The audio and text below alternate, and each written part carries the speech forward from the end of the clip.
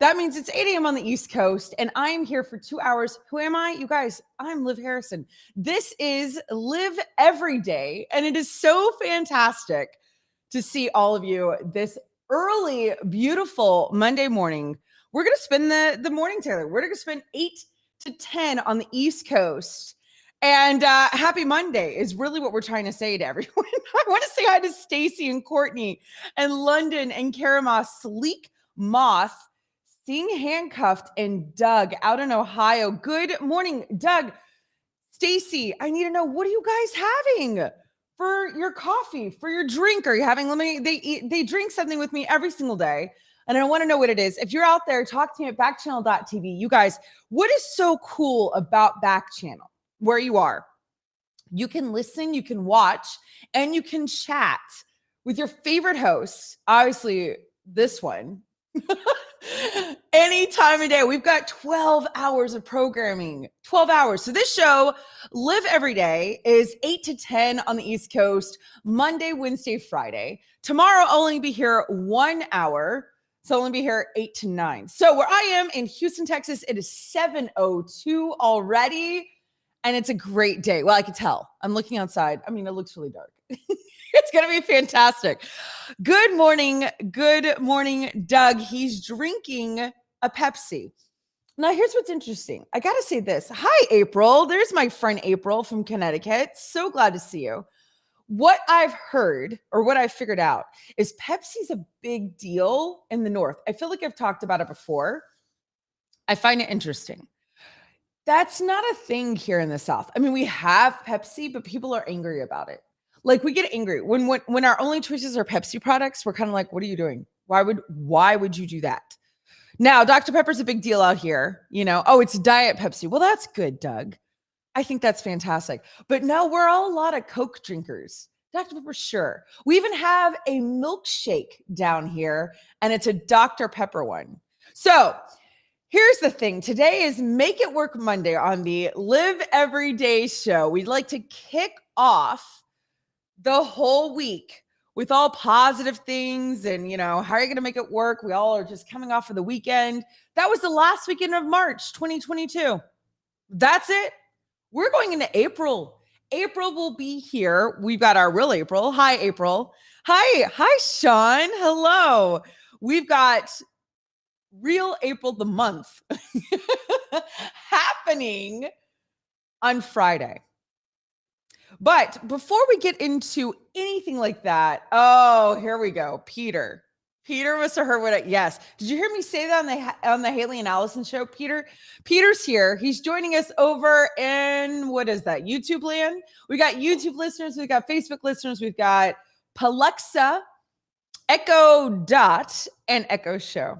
And you can go to backchannel.tv. If you're only listening and you want to join the chat, you can chat there. They made one for you, so no one has to be left out. Courtney, hi. Look, I am so glad you're here. So true in the South.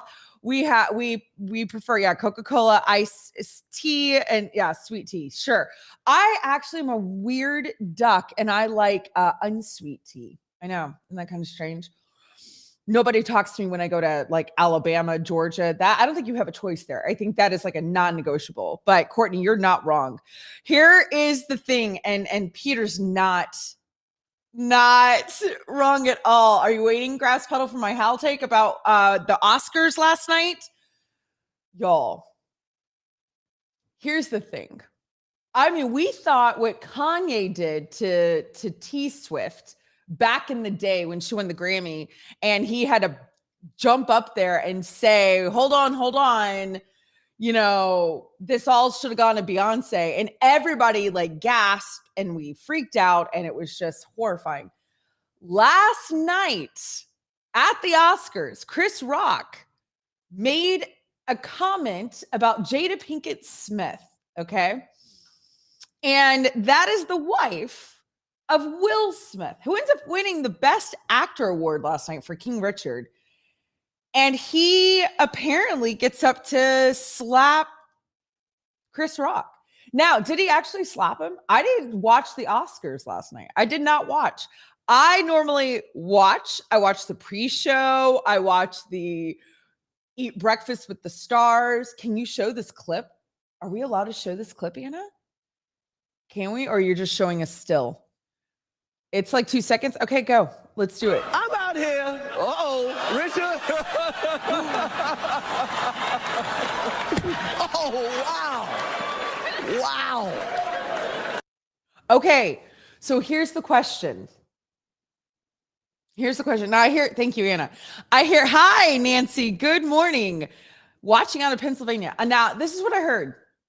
I heard that later on he comes onto the stage, Will Smith, crying, apologizing to the crowd about this. You know what I mean? But I also heard a lot of people are saying it was staged. So we just saw it. Those of you who do have devices that you can watch.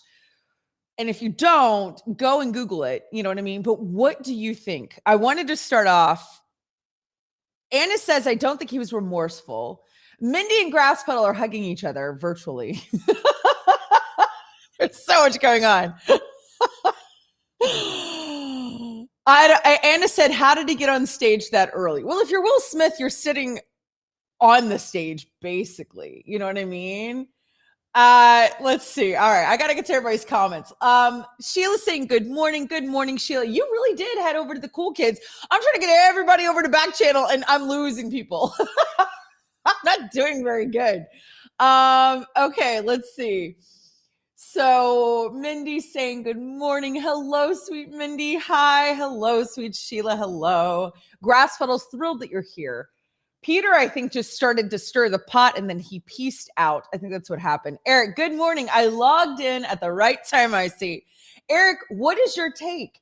Do you think that was a real slap? Do you think Will Smith got up there and actually hit Chris Rock? Steve says, wait, you talked about the Oscars being your thing and you didn't watch. Yes, and I've got a reason why, and I'll share it in a second. Nathan says, I think it was staged. Sheila's hugging Grasspedal and Mindy. Peter says they're both really good actors. Hi! Oh my gosh. Wait a second. Is that... Thank you, April. Good morning. And that's Elise. Friend, good morning. I'm so glad you're here. Oh my gosh, good morning. Yay. Grasspedal says, Will isn't that good of an actor to stage it. Sheila says, I agree with Nathan. It was staged. Mindy says, Nathan, it definitely had a fake quality. And Anna is saying, I mean, the fact that there are articles all about how Chris Rock isn't pressing charges. Now that looks like a really fake face, I gotta say. You know what I mean? Well, I mean, that Chris Rock isn't that good of an actor, as you can tell. He kind of looks like Melvin in Madagascar right there. He's like, you know, like the facials that that character would make. So what does it say? The Los Angeles Police Department confirms to Variety that Chris Rock has declined to file a police report following an altercation with Will Smith at the 94th Academy Awards. Smith took the stage during the 2022 Oscars and slapped Rock after the comedian made a joke about Jada Pinkett Smith. Listen, I gotta say, okay, Elise says, I think it was fake. Eric says, I want to say it was staged, but the words coming out of Will's mouth afterwards changed my opinion. Oh, when he went back on stage, Eric? Or was there like, was he getting interviewed? Where did you see what he was saying that kind of changed your mind? Steve says he slapped him and then after cussed him out several times. There's an unedited clip out there. Oh, interesting. Minnie said, but will there be a censure from the Academy? Yeah, is the Academy going to say anything? Okay, what else do you want me to read, Anna? Let's see. Grasspedal, you're going to have to talk to Mindy on your own time to get he wants a recap of Mindy's weekend. Is that why you're here? You're here for Mindy's recap? Well, that's fine. If Mindy wants to, that's fine. She's more than welcome to tell us. You were thinking the same thing. He looks like Melvin in Madagascar, right? I think it's accepted. Okay, I'm ready. Smith returned to his seat and shouted, keep my wife's out of your forgiving mouth. But it wasn't forgiving.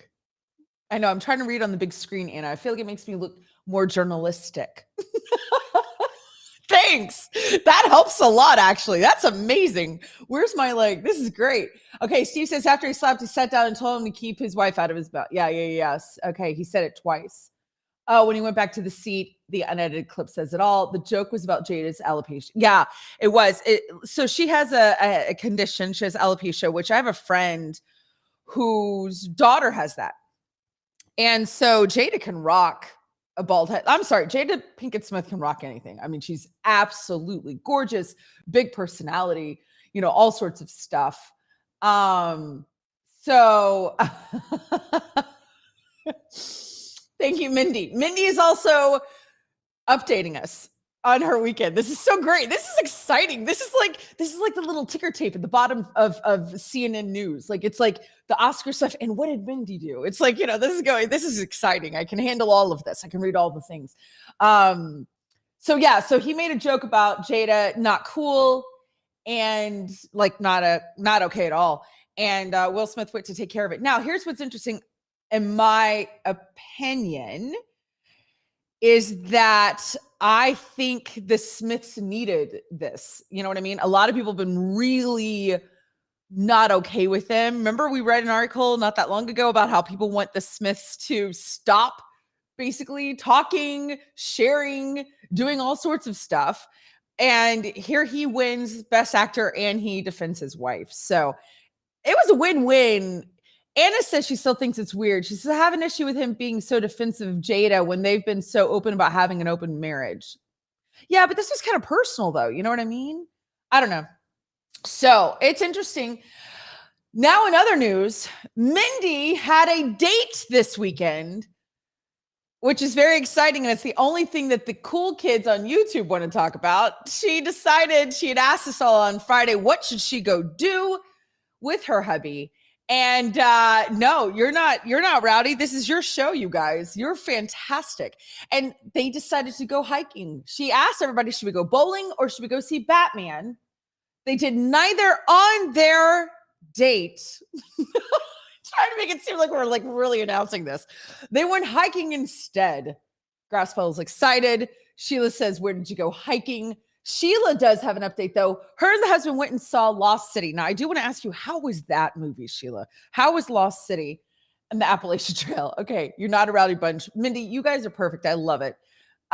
Sheila, they went hiking in Grapevine. All right, let's hear everybody over on Backchannel saying, I love that you were here talking to me on Backchannel. You guys, April is having blueberry granola and coffee today, which reminds me, that's what's going on. Me and my faulty, I'm going to freak out. Is it going to, okay, so far we're doing okay. My canister, what do we call this thing? My carafe is broken. All right, I got my coffee. Today's Monday, right? Okay. Cheers. Wait, there we go. All right, everybody. So, April, have your coffee with me, friend. Doug, I didn't watch the Oscars. I don't care about that. I didn't watch them either. Nathan said, I think Will walked away too fast, as in Will Smith. Doug said this weekend, I'm going to try to take care of my mom. Oh, you took care of your mom? And April said, I loved her in the new Karate Kid movie. Oh, yeah. Listen, Jada, I like Jada Smith. I might be the only one, but I love what she does on Facebook with the round table, the red table talk. I love that show. I really do. Okay. So Sheila says Lost City is good. She really liked it. Grasspedal said it's a carafe or an urn. Anna needs to order a new one. I think Nathan's ordering a new one. You want to know what happened? This is what's crazy. I have my little hot plate right here, for the 2 times that I ever did what did I do? Cooking segment on this show. And my husband, Nathan, had a brilliant idea to take the coffee pot and put it on that. And I turn it on and it keeps it warm. Well, guess what it did? It melted, the heat melted a little piece on the handle. And that's why it's being all faulty. Can you believe that? Oh, I did go visit my grandmother, everybody. Thank you, Sheila, for asking. I did. I can talk about that as well later on today because I need to tell you guys about what's going on. Here we are on Monday. And I'm kind of having a weird moment that we're already going to be in like April. Like I feel like 2022 is going way faster than the last 2 years. I really do. I feel like the last 2 years were just crawling. And now I feel like it's getting really fast again. Anyway, so today is Children's Picture Book Day. So find a kid, read it a picture book. It's Eat an Eskimo Pie Day. And I wanted to ask everybody, what is an Eskimo pie? For real, I really want to know. I get Klondike bars, but I don't think that's an Eskimo pie. Is it? Who can tell me what that is? Go to backchannel.tv. I'm not kidding. I want to know what an Eskimo pie is. So somebody please tell me what that entails. Oh, thanks, Anna. Oh, Anna just pulled. Okay, so here's my question. Is this, I mean, I know the company is Eskimo Pie, which I'm sure we're going to change the name of that if I were to guess. You know what I mean? I don't think we're going to be allowed to say that. And I'm sorry if they've already changed it. But this is a company. Okay, there are a bunch of articles about the name change. This is a company that has been around forever. That's why I always think of like Klondike bars, because it's like an ice cream chocolate situation. But is that actually what an Eskimo Pie Day is? Like, is that what that means? Or is there like, I feel like I'm with Sheila. I feel like it's similar to a moon pie. Like, I feel like it's an actual situation. And it's like, Liv, it's a company. Just get over it. Yeah. Okay. Anna said the same thing. I thought it was similar to a moon pie.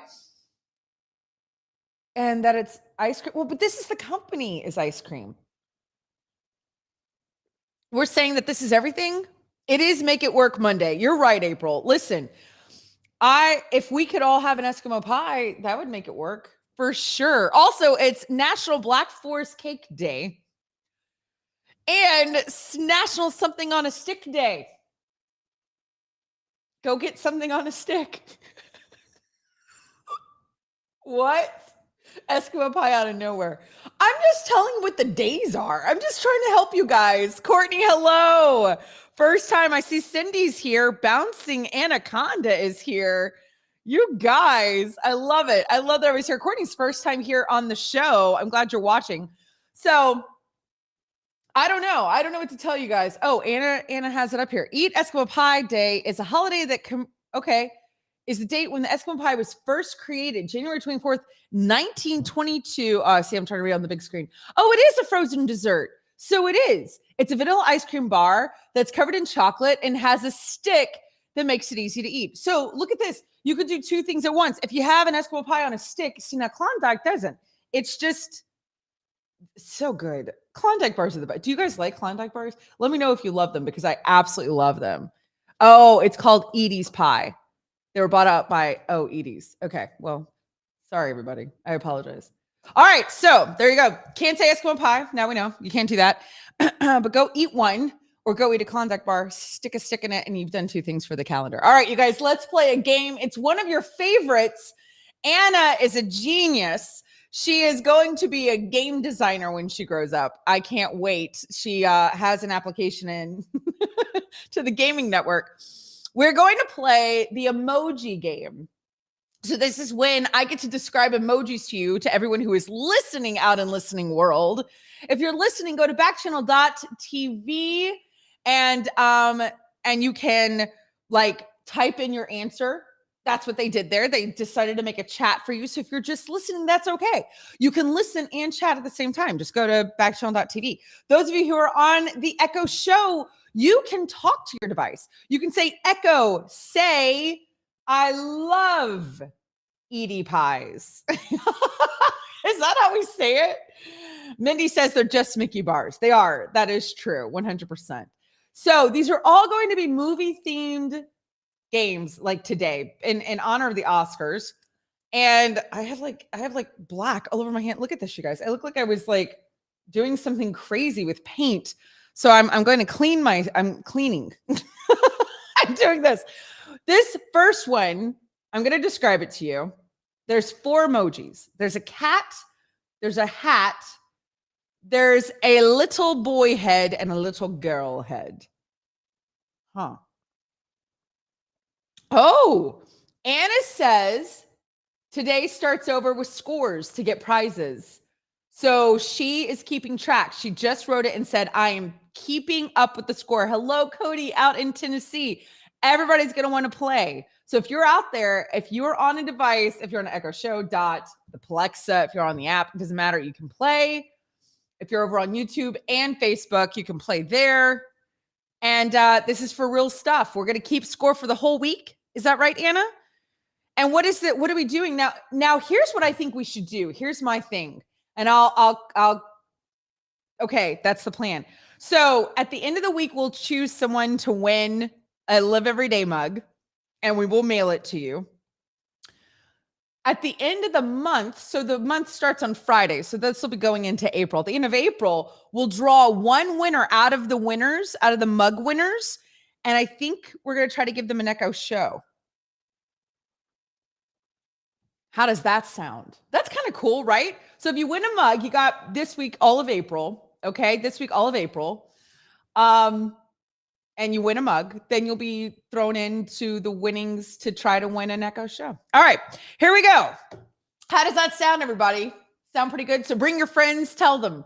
Okay. So Mindy says game time. That is Cat in the Hat. Sheila says, Mindy, Cat in the Hat. Yes, of course, Grass Puddle's going to say Cat in the Hat. Steve says, I'm told that it's Cat in the Hat. And Mindy says, what? 9 is here. Hi. All right. I want to hear my back channel people. Where's April and Courtney? 9. Cindy, Bouncing Anaconda, Nathan, Sean, Doug, Karamos, London, Stacy. Any guesses out there before we move on? Doug says Cat in the Hat. Okay. Anything else? Cat in the Hat from Nathan and C. Okay. Anna, we're ready. I feel like it is the Cat in the Hat. And I guess it was just the plain one, I was like, that's not a movie, but I forgot. Mike Myers, right? Wasn't it Mike Myers who is Cat in the Hat? Oh, yeah. Yeah, Mindy said what is the being impressed with your prizes? No, yeah. No, you're right. I knew that, Mindy. I saw it in real time when it happened. Yeah, I think that's the plan. So starting this week, there'll be a weekly winner for, the mugs. I do still have the stickers.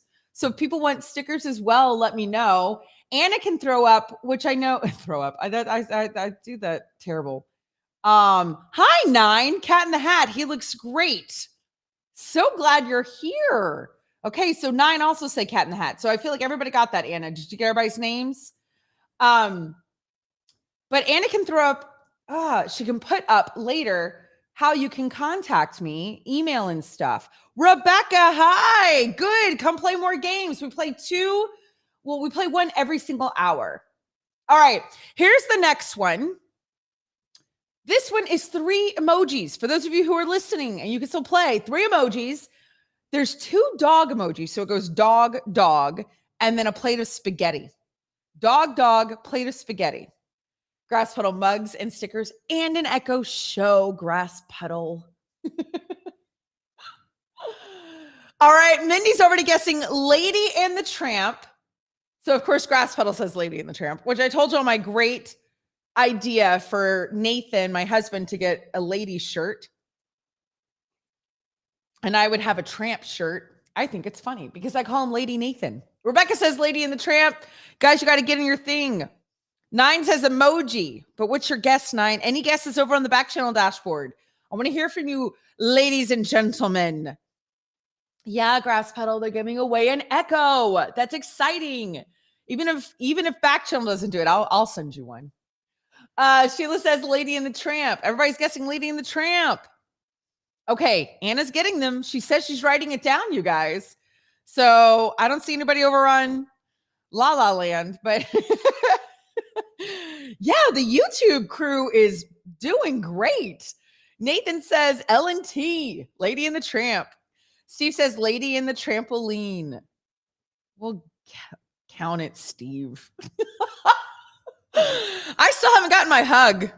Also, I think we should hang out this week, Steve. I almost called you. I didn't know if you were working this weekend. You're right by my house when you do. I want to see you, friend. All right, Anna. I feel like we're here. I feel like, yes, Lady and the Tramp, everybody. Woo! Anna, we need one of the things. Are you doing the sound emojis? Clapping. How's that? Was that good? Was that fantastic? That was awesome. Okay. All right. We're ready. We're going to keep going. Oh, that's funny. Did it really autocorrect? And we need to hear, Steve, we need to hear about Lana's birthday. Okay, here we go. There's 3 emojis in this one. This is the next slide, the next guessing. There's a little girl with a bow. Then there's a box. I'm going to try to explain this for those of you who can't watch. Then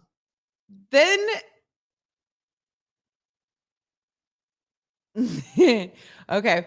So then there's a box, Anna's trying to help me, with an arrow going one way and an arrow going another way. And then there's another little girl, but she doesn't have a bow. Oh, Anna said it could be like a remix button, like a shuffle. Switched. Oh, Courtney's guessing switched. Okay, so you've got a little girl, you've got like a remix or like a shuffle button, and then you've got another little girl. One has a y'all are not guessing at all what I'm going to guess. So far, no one's guessing what I'm going to guess. Really? Okay, Courtney guessed Switch. Sheila guessed Freaky Friday. Rebecca guessed Freaky Friday. Mindy guessed Freaky Friday. Okay, so Courtney says, what's the movie when the mom wakes up as the daughter and the daughter wakes up as the mom? Everybody's writing Freaky Friday. Grass Pedal, Steve. I was going to guess The Parent Trap, but I think I'm wrong. I think I'm totally wrong. I think you guys are all like, yeah. Now that I'm reading what you guys are writing, good thing I have a mug. I would totally lose. There's another one. It could be what? Oh, what am I saying? Parent Trap. Yeah, but I think you guys are right. The reason why I think Anna said she's gonna take my mug away and send it to someone else. The reason why I think you guys are right, which I don't know, y'all know I never know any of this stuff. I think you guys are right because of the button, of the whole switching thing. You know what I mean? Mindy 13 going on 30. I never saw that, but I think it fits. You know who's in that movie? Lynn Collins, Mindy, and Steve. Y'all remember Lynn from high school? Freaky Friday! You guys got it. Good. Nathan got it. Courtney got it. Yeah, because Courtney, you're right. You described Freaky Friday. Who else got it? Sheila, Rebecca, Mindy, Grass Puddle, Steve. God, you guys did great. Body switching is a whole genre, says Grass Puddle.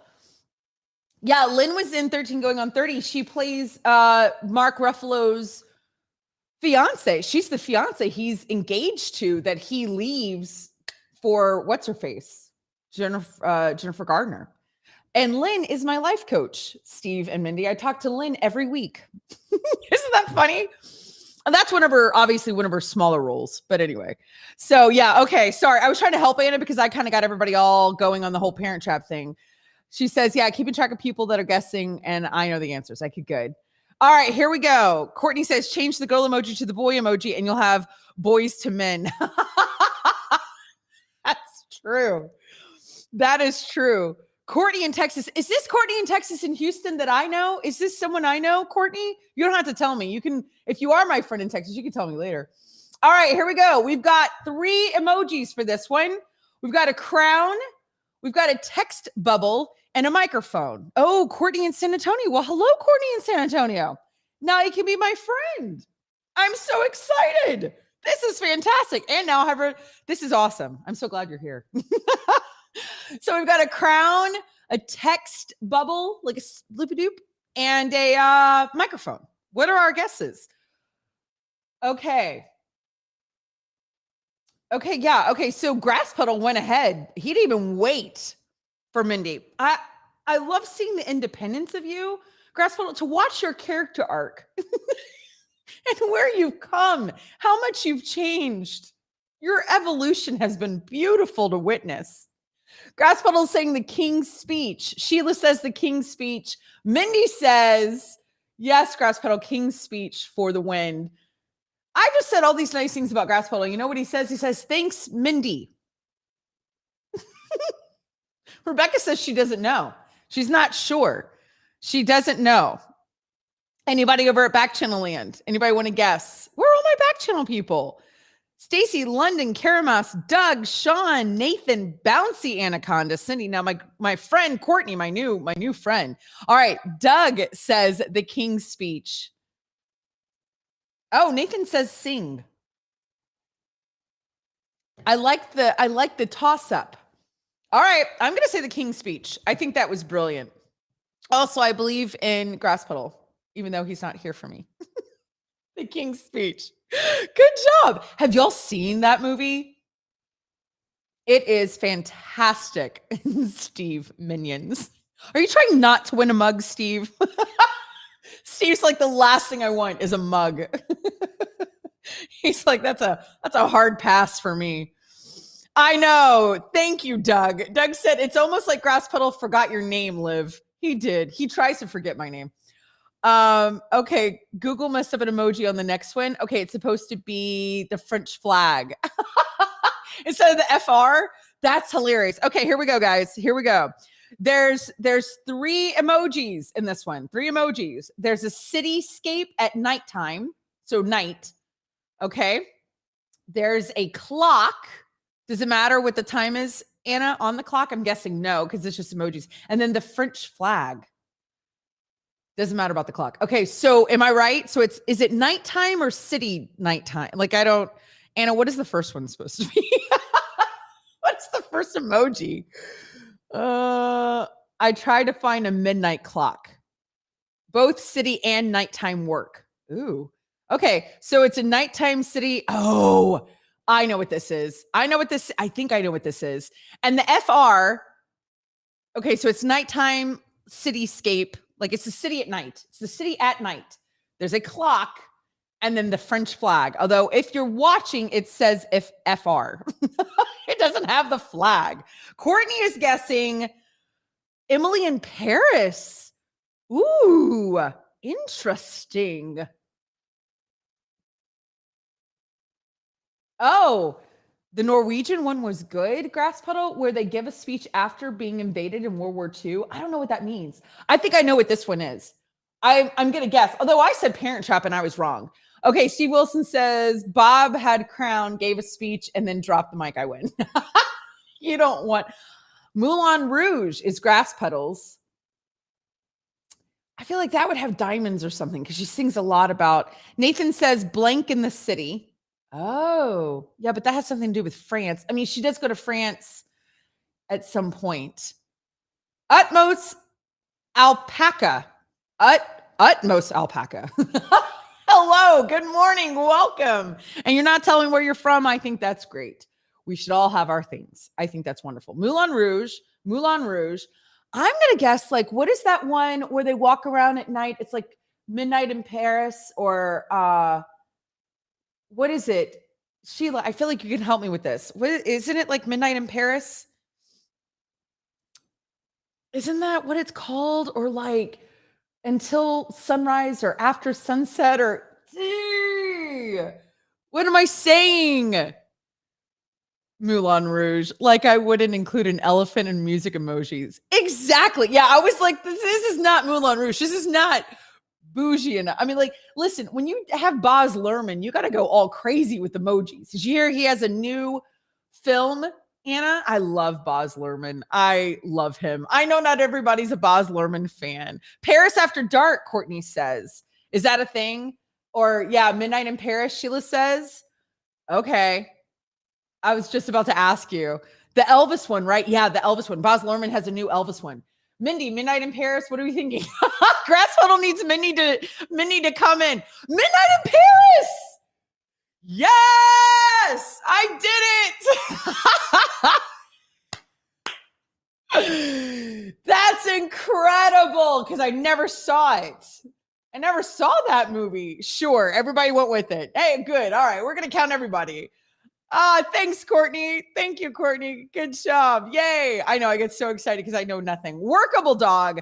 First time watching out of Mississippi. Hello. I love that I got that excited. Okay, good. So Everybody gets it. Sheila gets it. Mindy gets it. And Grass Puddle gets it. Y'all are the sweetest. Thank you, Doug. Thank you for saying that I did a good job. All right. Last one, right? Is this the last one? Okay, yeah. Don't worry about the makeup of the people. Just know that it's a family. Two emojis.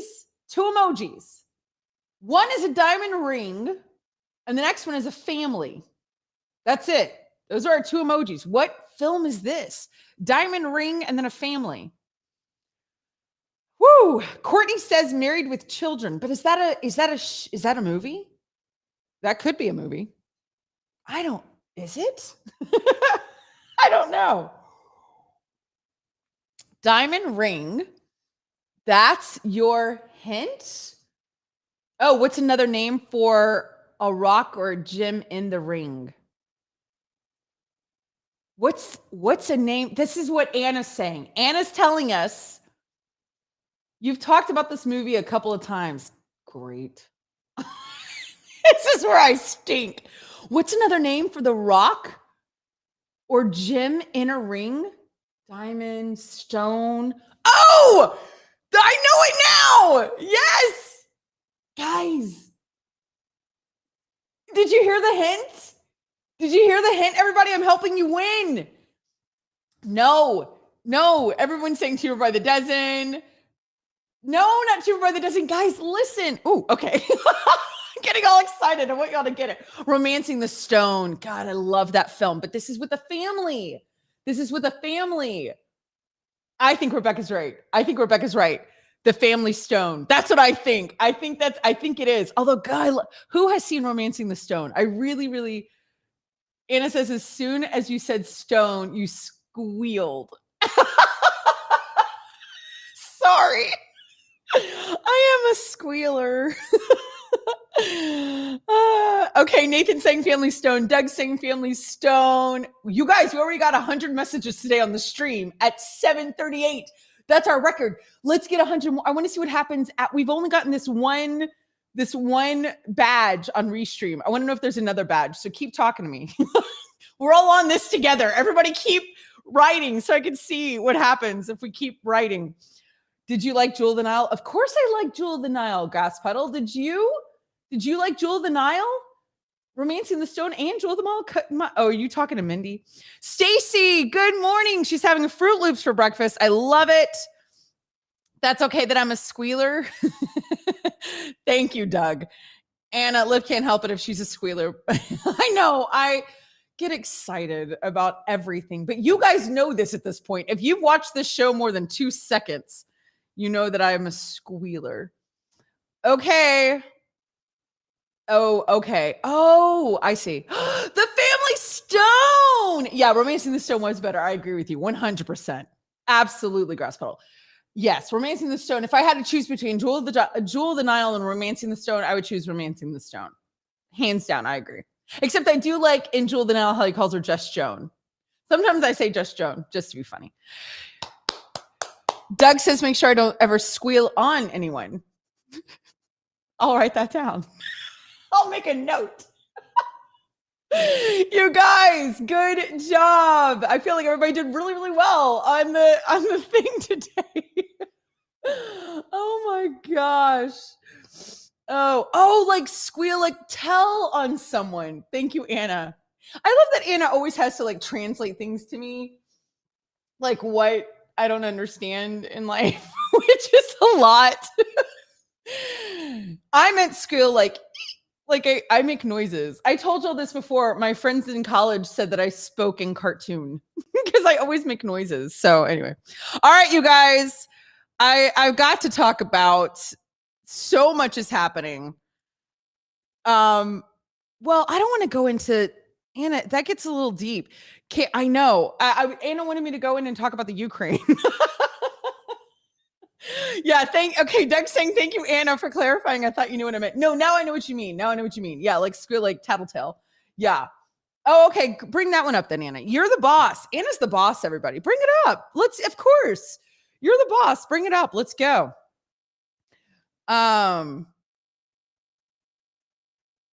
she's bringing up an article. This is supposed to be really great. 4 moms with medical backgrounds travel to Ukraine to help critical relief efforts. But this is a really positive thing. This is really fantastic.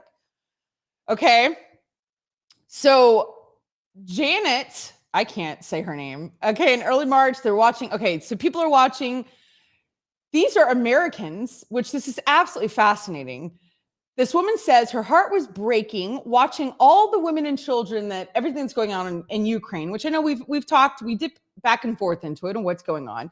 But this pediatric nurse practitioner in Scottsdale, Arizona. So this is going to be a positive thing, everybody. So you remember how we talk about our featured Friday and our high five Friday. Also, I love how when I started to tell the group over on YouTube and Facebook to keep typing, because we hit 100 comments already, they all stopped. Everybody went to the bathroom. Like I'm just, it's like nobody's writing me right now. I think it's hysterical. Anyway, so this pediatric nurse, you guys, she was born in Soviet Union. Okay. She immigrated in the United States when she was 7. And she has a friend who was raised in Ukraine, who's now an emergency room physician in Mesa, Arizona. So you got these 2 women in Arizona watching what's happening. You know what I mean? And they have decided, what can we do? What can we do? Instead of just sit here and watch or sit here and do whatever. Oh, Sheila says we're all listening. Well, thank you, Sheila. You know, what are our options, right? So both of them speak Russian, which that's incredible. Could you imagine if you could? That's really cool. Like here in Texas, it's not uncommon to meet people who speak more than one language, but usually it's like Spanish. Sometimes it's Vietnamese, but that's really cool. Okay, anyway. So both speak Russian. One speaks Ukrainian. They both have medical skills. They're 2 moms living in Arizona. So it's not like they're like 20-year-olds. You know what I mean? So they thought that they would go do something with everything that's going on. So they find 2 more friends with medical backgrounds. I can't get my friends to go downtown to dinner. I'm not kidding. I can get my girlfriends to go maybe 10 minutes away, maybe. But I can't get them to even go downtown. Hi, Remind. Hello. Welcome, first time watcher. I'm so glad you're here. But no comments. I know, seriously. Thanks, Steve. But anyway, so they get 2 of the friends. And okay, so who do we have? We've got an emergency room physician, an oncology nurse in Scottsdale. And then they get all these medical supplies. Within 72 hours, they collected 800 pounds of bandages, antibiotics, other needed medicines like insulin, and $50,000. $50,000 in 72 hours, y'all. They did that. The friends thought that they would simply just send the materials to Ukraine, but the Aerial Recovery Group, a relief organization that they had been in touch with, asked if they could do something more. Quote, they told us that nurses and doctors that had ties to the region, the chief of the U.S., whatever this guy says, you know, because we have a need of expertise, we asked them if they would come over and help as well, like use their medical training. Oh my gosh, wow. So they're doing that. They went. They're there. Are they still there? Okay, March 7th, the 4 women who are mothers of young children say they were also motivated by seeing the struggle of the young mothers in Ukraine and what they're facing as refugees, rearranged their work schedules. This is insane. Set up childcare, boarded a flight to Poland. They were assisted in their efforts by British Airways, which agreed to waive their baggage fees. I love how we're going to say, wow, British Airways, y'all are amazing, but thank you. Oh, well, for the hundreds of pounds of the medical supplies. Now, see, I'm a jerk. Okay. Thank you, British Airways. The families were supportive. They have 2 sons. One of them has 2 sons that are 10, 11. Of course, the husbands were nervous, knowing that his wife was going to be in another country near a war zone. But he and my boys knew I was going to go help. For 2 weeks, the 4 women put their medical skills to work.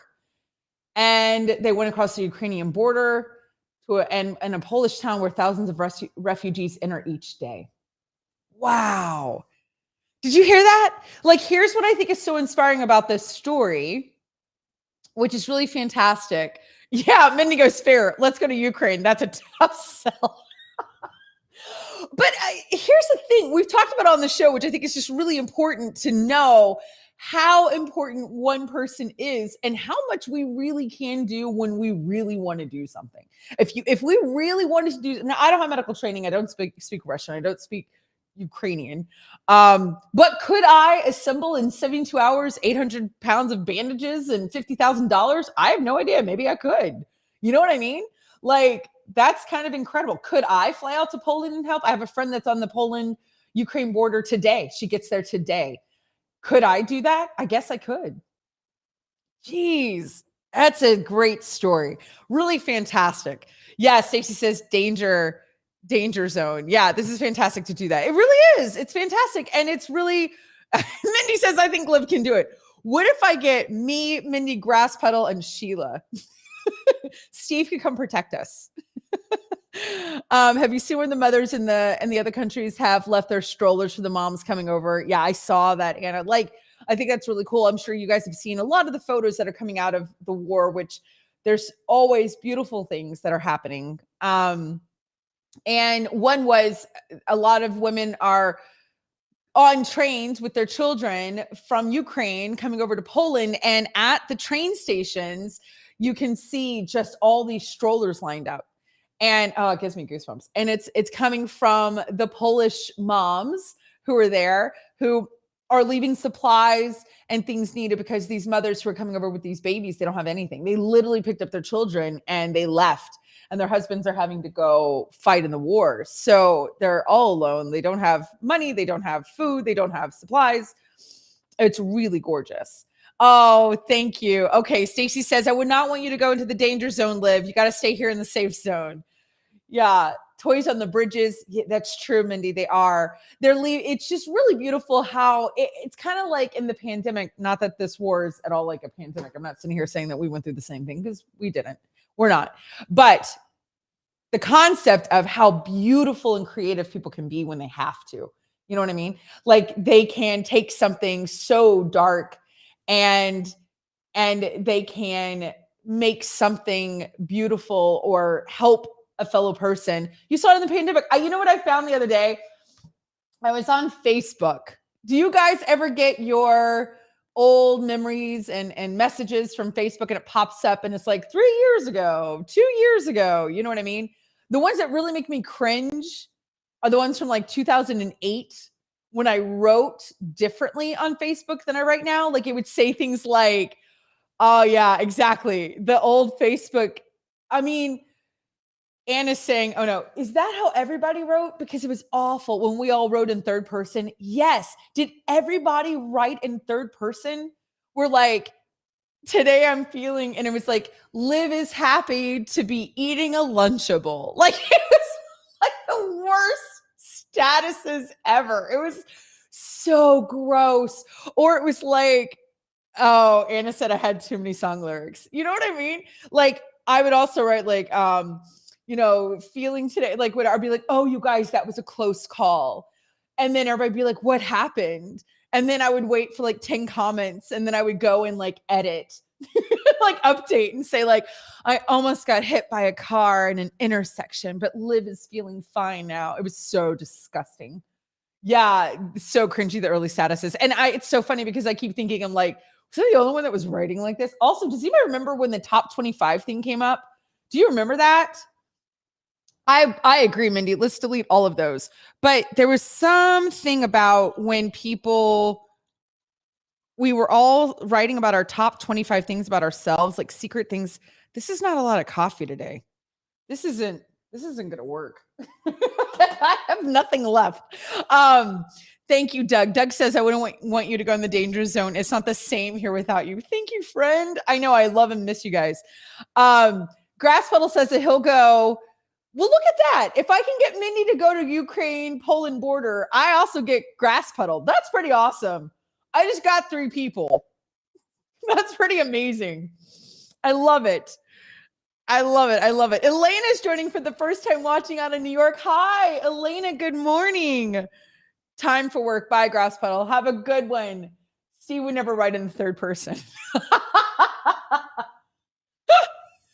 Steve, I love it.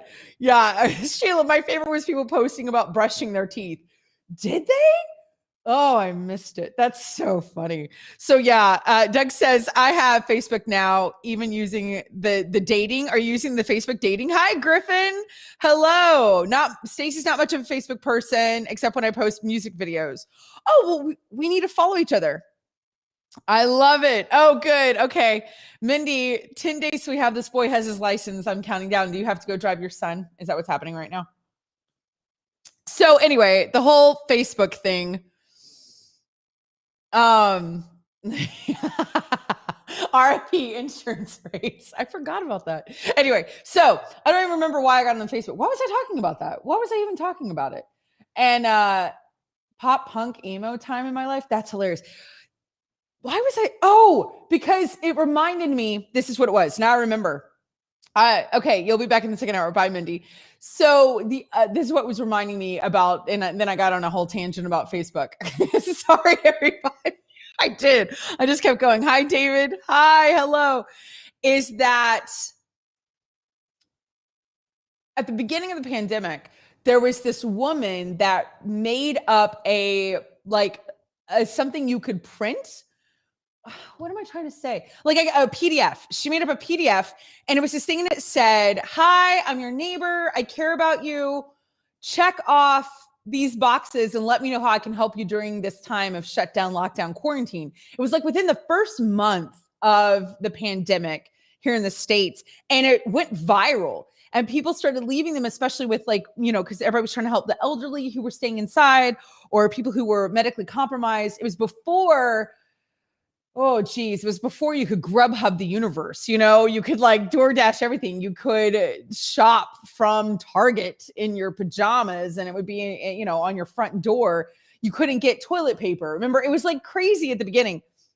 So she made up this PDF and it was really sweet what it said. And then she printed it off and she put it all over where she knew. And then other people started doing it. But that's what I'm talking about. That was so creative and thoughtful at a time where everybody was freaking out at the beginning of the pandemic, as we should be. It was very scary. You have 50,000 people dying in New York City. You've got nobody understands what's going on. People needed toilet paper. People didn't have anything. So it was just really interesting, to see some of the creativity that came out. That's all I'm trying to say. I thought it was very interesting. So yeah, Stacey says you can't even get milk during a winter storm. It's true. Oh, okay. Oh, Doug's saying he does not Facebook anything at all. Okay, got it. No. You have Facebook, but you don't use it. Got it. Sorry. Got it. No, I hear you, Doug. Not his thing. Okay. Grassfiddle has a young kid. Your kids are pretty young, right? It goes 6 more years until your first can start driving. You got a while. You're not even there. Your poor wife. I feel like we should send her a chauffeur. Steve must go to bed now. Steve says bye and hopes you have a good day. Mwah. Love you, Steve. Thanks for being here. Y'all are so sweet. Okay, so something to talk about into the next hour. We're almost there. We're almost to the second hour anyway, you guys. It's 7:54 here in the state of Texas, which means it's 8:54 on the East Coast. Most of you are already starting out your days. Monday is starting. And here's what I wanted to ask everybody out in the land.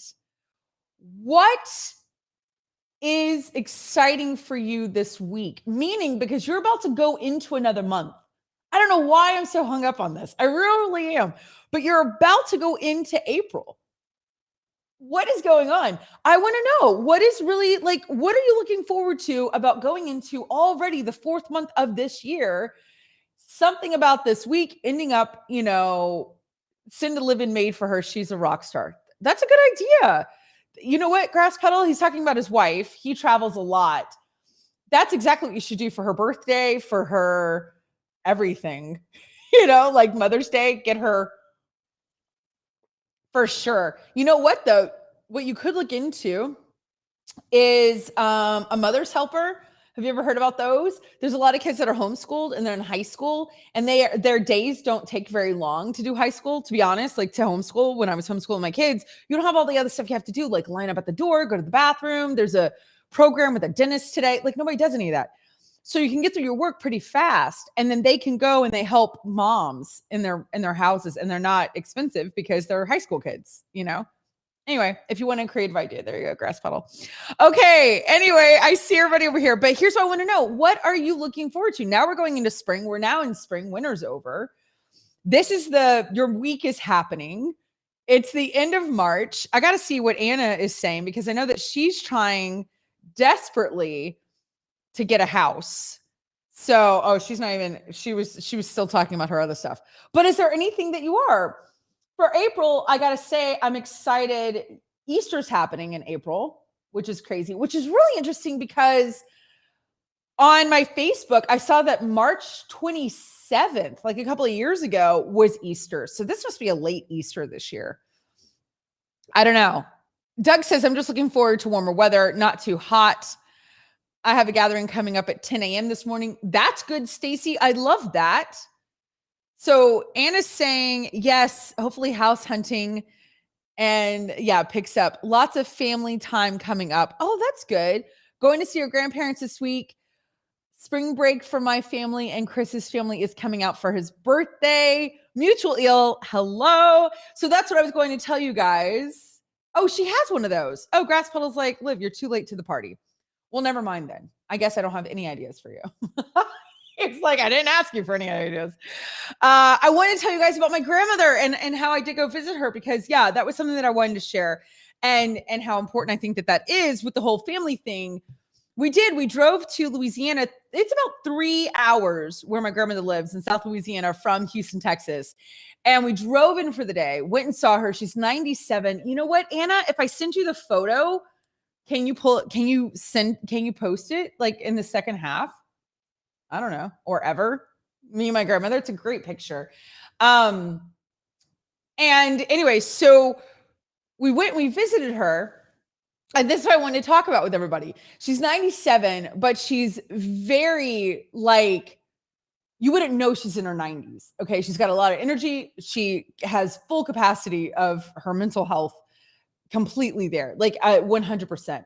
So she's great to talk to whatever. It's a lovely visit. It's like visiting my grandmother my whole life. Nothing has changed. She has always been the same. Now, the biggest change is she has a harder time hearing. That's it. But everything else, you can talk about anything. And here's what's so interesting. And I was going to share this. My aunt was visiting because my grandmother had 10 children. And so there's somebody who takes care of her every day to make sure that she's safe. Because she's 97. So she needs somebody to stay with her. Somebody spends the night with her every single night. So my aunt from Florida had come in to stay with her a couple of days. So as we're there, we're sitting, we're watching. And I want to hear from you guys if you have ever had this happen in your family. So go to backchannel.tv, go onto the stream, do whatever. I want to hear from you. I want to know if this has happened. My grandmother tells my aunt to go find this big album. She has a ton of photo albums, a ton. What's so funny is that she has this photo album that my mother, because my mom is the oldest of her 10 kids, my mother put together my grandmother's old albums that she had. So they were kind of disintegrating, because it was on paper. It wasn't photo safe paper back in the day. It was just whatever paper was there. And my mom took those pieces that were savable, that you could save, and put them on a new photo album. I didn't know my mom did this. And then she had interviewed my grandmother and had written all the stories in between the photos. So this photo album is huge. And it's from her life up until the point where she met my grandfather. The night that she met my grandfather, she has a photo, not with him though, but she was at Pat O'Brien's in New Orleans, the famous bar. And that's a great story.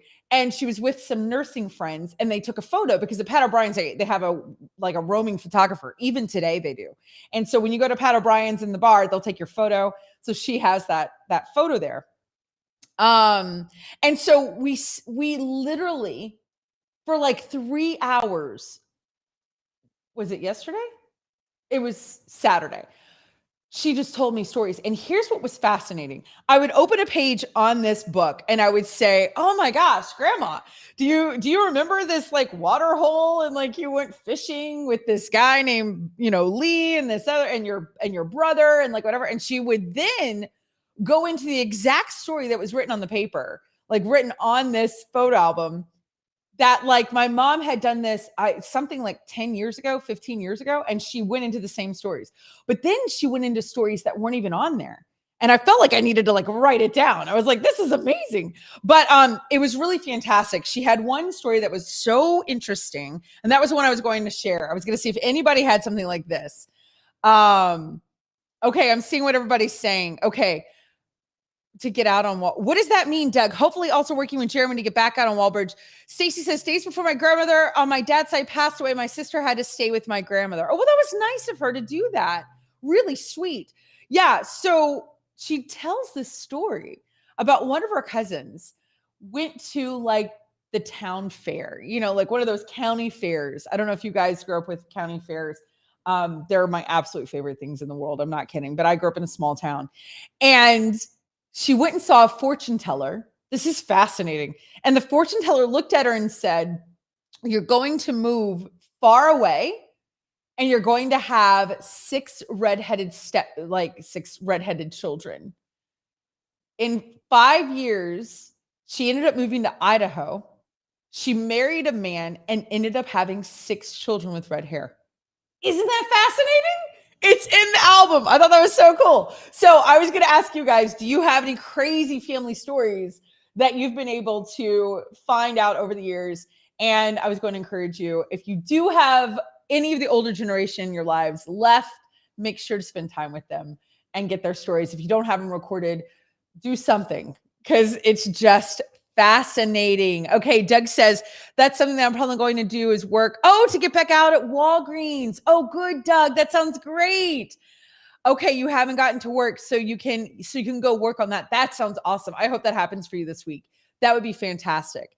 Stacy said also her Aunt Terry came down from Missouri. I love it.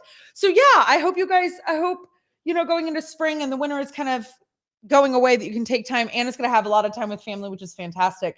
But make sure you do get those memories and those stories written down. And if you can't write them down, what my mom did back in the day was she recorded the older generation every time, like great aunts, great uncles. But my mom's a historian, but she did it on tapes. But now we have all of our devices. Like we have all of our like phones and stuff. So it's really easy. You don't have to write it if you don't want to. Doug says, yes, I got to go see if they want out in Walgreens. I think that's awesome. Well, we will be praying for you, Doug. Hopefully, that would be fantastic. That would be great. Oh, and your granny grew up on an actual farm. That's really cool. Yeah. So anyway, that's my big thing for that. You guys, welcome to the second hour of Live Every Day. It is 8 a.m. in the state of Texas, which means it's 9 on the East Coast. Everybody's deep into their Monday. From 9 to 10, we have one more hour of this show, live show, but most of you are probably working. You're probably at work now. Now you got your coworkers, they've come in. You've got to refresh your coffee. You got to look at your work week. You got to look at what you got to do for Monday. You got to get back in the zone. And that's why it's called Make It Work Monday. Now, we shared a really great article in the beginning at the first half, the first hour, about these 4 women that made it work, watching what was going on in Ukraine. And then they decided to do something on their own. And it was really inspiring to show us that if we really want to make something work, we can. And that's what was so great about that. And hopefully we'll have some more of that in the second hour. We'll also dig more into the Oscars. What happened? We, of course, had to start before we could do anything on this day and talk about that slap that was heard around the world last night. I didn't even watch the Oscars. Most of you didn't, but you all know, you've all heard by now. Breaking news. Will Smith got up during the Oscars and slapped Chris Rock. And we started the day by discussing, was it real? Did that actually happen? Was it staged? They're actors. You never really know. But we're kind of thinking it is real because LAPD is involved. So that's interesting. I wouldn't think they would be involved if it was a staged thing. Also, apparently, Will Smith in the unedited clip was caught saying some colorful language about Chris Rock. So there you go. Sounds like it could be true. Scandalous Panda out in Arizona. Hello. Good morning to Stacy, Lynn, and Kara Moss. Doug and Scandalous Panda. Over on the other side, we've got Grass Puddle Steve is sleeping now. We've got Mindy. Rebecca might be back for a game. We don't know. But there you go. Why would Will Smith slap Chris Rock in the face? Oh, so for those of you who did miss the first hour, Stacey, that's a really good question. Chris Rock was on stage for the Oscars and he was saying really ugly things about Will Smith's wife, Jada Pinkett Smith. He was saying not such nice things about her. She has a disease called alopecia. And so her hair doesn't, like, she can't grow hair. And I don't know the state of her condition, what all that includes. But like, for instance, she has a bald head, which she rocks. She's absolutely breathtakingly gorgeous. And so he was making fun of her. Chris Rock was saying not nice things.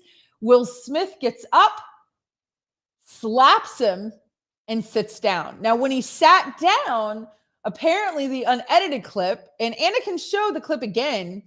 I don't know if she wants to, but he's heard saying, "Get my wife's name out of your fresh mouth," but he doesn't say fresh. He says something else. So cheers to Monday, everybody. It's a way to start the last part of March. But anyway, so here we are. We're on Backchannel. Those of you who are here, this is Live Every Day. After this show will be Get On Up with Jam and Renee. This show's from 8 to 10 on Monday, Wednesday, Friday. Jam and Renee are from 10 to 12. From 12 to 2, you've got the Anthony Davis Show. From 2 to 4, your pal Hal. And from 4 to 6, you've got Mario Smith with The Drive. Okay. Oh, Anna said she found another Will Chris article. Says Will Smith may be asked to hand back his Best Actor award. Oh, no. Because of his assault of Chris Rock? No way, Anna. What? Oh my gosh. The industry insiders told the Post, as in the New York Post, the Academy of Motion Picture and Arts and Sciences, which handed out awards Sunday at the Dolby Theater in Los Angeles, has strict guidelines in its code of conduct. Whoa, Serious Dinosaur, hi, welcome, watching. That is crazy. Okay, so that's a good conversation for those of you who are here. Do you think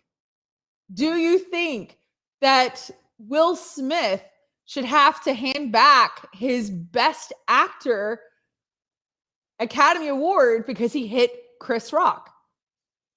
Has he ever won a Best Actor award before, Anna? Was this his first one, or has he won the Academy? This is from the tweet. This is the Twitter account of the Academy. The Academy does not condone violence of any form. Tonight, we are delighted to celebrate the 94th Academy Award winners who deserve this moment of recognition from their peers and movie lovers around the world. It was his first Oscar. This was Will Smith's first Oscar. He got Best Actor. Oh my gosh. Ooh. Oh my gosh, this is crazy. Oh, so Judd, well, that's an interesting point. Knocked up director Judd Apatow, okay? Okay, so Smith was seen laughing and posing with photos following his win as industry bigwigs like Judd Apatow hit out. Okay, that's the director of Knocked Out. He said he was highly critical of Smith in a now deleted tweet that he did have that said, quote, he could have killed him. That's pure out of control rage and violence. They've heard a million jokes about them in the last 3 decades. They're not freshmen in the world of Hollywood and comedy. He lost his mind. Bye, Stacey. Go get ready for church. Doug says, in my opinion, I don't think he should have, but at the same time, it was a reaction for what he said. Sheila says that's not right. He was defending his wife. Seriously. What do you guys think? So Sheila says they shouldn't take the Oscar away. So this sounds like this was real. Holy smokes. Wow. Okay, I love Fortune, by the way. TV comic Fortune, what is it? Finds or whatever. Quote, someone in the audience charged the stage Friday night during my opening set and attempted to throw the speaker, started taking swings at the people trying to stop her and push down a security guard. It's scary times. So no, I don't find someone getting on stage amusing. Wow. Wow. This is fascinating. Huh. Anna says a lot of stand-up comedians were tweeting about how this was really a scary reality. This is getting crazy. Okay. Wow. Okay. So this went from an interesting conversation to this is a big deal. Rebecca says, I wonder if Chris Rock knew about Jada's condition or was he just making a hairstyle joke? I had no idea. That's a fair point. What did he say? Does anybody know what Chris Rock actually said? Do we have like the footage of what he said?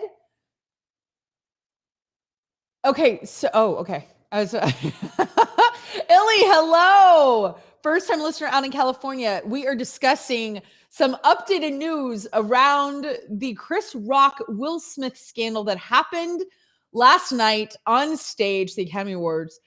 Grasswell says Chris Rock isn't pressing charges, neither should the Academy.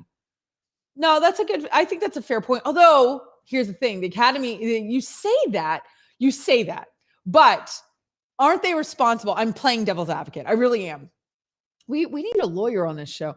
Aren't they responsible for what happens on their property per se? You know, like they have to protect, you know what I mean? Like if you get stabbed at a Walmart, like you can sue Walmart. You know what I mean? Like if you slip, right? Like in a bathroom. I'm just saying I could see where people could say, yeah, the Academy does have to do something. Although Rock joked that Pinkett Smith was starring in G.I. Jane 2, apparently because her head is shaved. She did not laugh at the joke. Jada, he said, quote, Jada can't wait for G.I. Jane 2, he said, in apparent reference to her shaved hairdo. As a result, her hair loss is a condition called alopecia.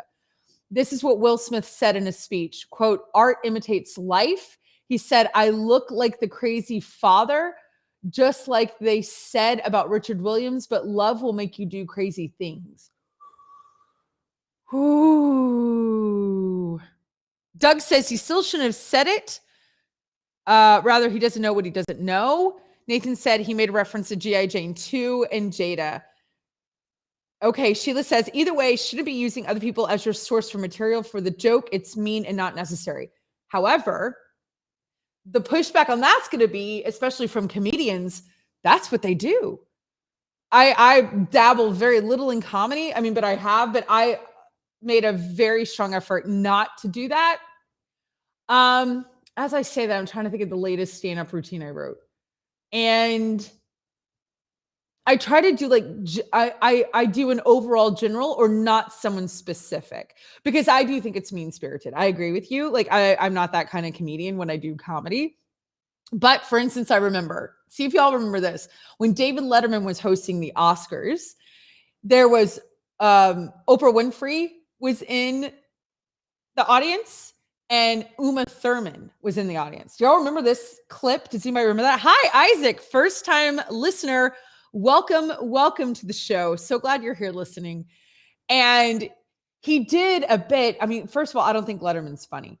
I never have. And he went back and forth for like ever on Oprah, Uma, Oprah. Like it was really dumb. And he did it throughout the entire night. It was just ridiculous. But this is what a lot of comedians do. They look at people in the audience all the time. You know, if you go to a comedy show and you sit in the front row, you know, you might get made fun of. You don't have to be famous for that. You know what I mean? But they absolutely rag on each other in these award shows. They always have, even if it's light.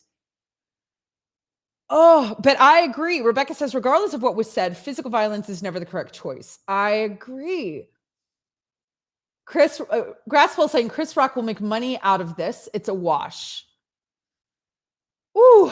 Okay. If the involved party desires a police report at a later date, I was going to say Just because he's not filing right now doesn't mean he can't file.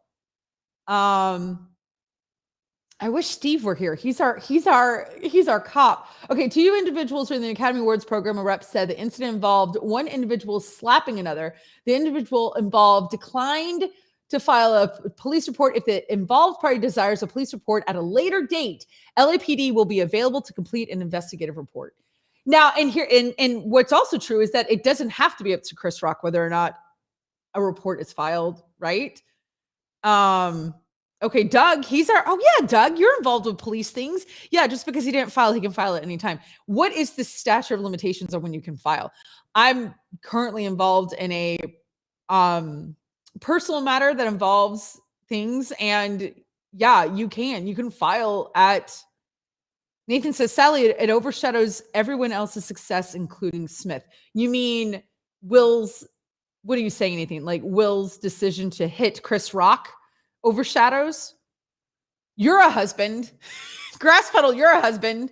What would you do if someone had said that on international television live and said something about your wife? How would you react? I don't think Nathan would have gotten up and hit him. I don't. I know Nathan really well. And he has every right to hit some people right now, and he's not. So, and I will be like, it's true. Yeah. And he's not hitting anybody. Even Steve has offered to go and hit. But that's not going to solve anything. You know what I mean? I don't know. Woo! This is interesting. Doug says, I think he could file on Will Smith anytime. It would be interesting to know what his time limit is, because even major crime, but I think if the state decides, like I think the city of Los Angeles can decide, or the Academy could decide. Mindy says, get in line. Hi, Heather, first time watcher. Hello. Nathan said, instead of hitting, I would sue. What would you do, Mindy? Hi, Jean, welcome. Good morning. Doug says, yeah, I think it's against the state. Each state is different. Yeah, so other people can file. It doesn't have to just be Chris. So I don't know. Geez, it sounds like it's real. Wanting to protect someone we love. Yeah, for sure. Yeah, but it's not gonna solve anything. Yeah, Nathan says violence begets violence. Nathan is a pacifist. I know that about my husband. He always has been. He's a pacifist for sure. So that's not what he would do. It is a natural impulse, but Will Smith wasn't standing right next to him. I mean, he had to get up on stage, walk over, knock the tar out of him, and then walk back. Now, here's the point I was going to bring up, Anna, and for everybody else as well. But we all have heard the horrific story. I'd laugh and applaud. Grass Puddle, you would not. Mindy's going to be mad at you. Think Biggie and Tupac. Yeah, Nathan says think Biggie and Tupac. No, it's true, because look, now both of them are gone. And for what reason? Because we're mad at each other. It's so dumb. But my point that I was going to bring up, Anna, was the woman in New York who recently just pushed that older lady, the older woman, right? She's in her 80s, right? She hits her head and she died. People think a slap or a hit, but you guys know you hit someone the right way and that could be it. You know what I mean? Yeah. Anna says the vocal coach, right, getting shoved. Yeah, she shoved her and she's dead. Like, that's it. She was a vocal coach. She helped with the latest Oklahoma in 2019 on Broadway, even though she's in her 80s. Yeah, exactly. Doug says, yeah, if you hit someone and they fall and they die, then you got to supercharge. You're not wrong. This girl is facing 25 years in prison because she shoved somebody. Is that fair? Absolutely. If that was your wife, your mom, your grandmother, and she died because some girl just shoved her, and that's it, that's ridiculous. But they're not wrong. Like, whoever said, it was Apatow who said that if he hit him a certain way and he whatever. I think it's amazing that Chris Rock didn't fall. It's like, anyway. Okay. Anyway, yeah. Doug says absolutely fair, because that being that she got what she deserves. She should definitely be whatever. So you guys, let's go into a game, shall we? That was a lot. I don't think any of us expected for those updates to have happened. This is going to be a game on, believe it or not, Oscar quiz from the LA Times. It'll be fine. Grasswell, I gotta know why you would laugh and applaud. I find that interesting. But here we go. This is Oscars quiz. Is this for this year's Oscars? Okay, here we go. Jane Campion is the first woman to be nominated twice for directing, for the directing Oscar, and is heavily favored to win this time, a rematch from 1994. That year, her film lost both Best Picture and directing categories, while she won for Best Screenplay. What film won the Oscars for Best Picture and directing that year? So in 94, Jane, why can I not say her name? Jane Campion was nominated for the Best Director in 94. She was nominated for the Oscar for Best Director in 94. Okay. And her film lost. You know what I think it was? This is my guess. So the question is, what film won the Oscars for Best Picture and Directing that year? I think it was Brokeback Mountain. I don't know why that came to my head.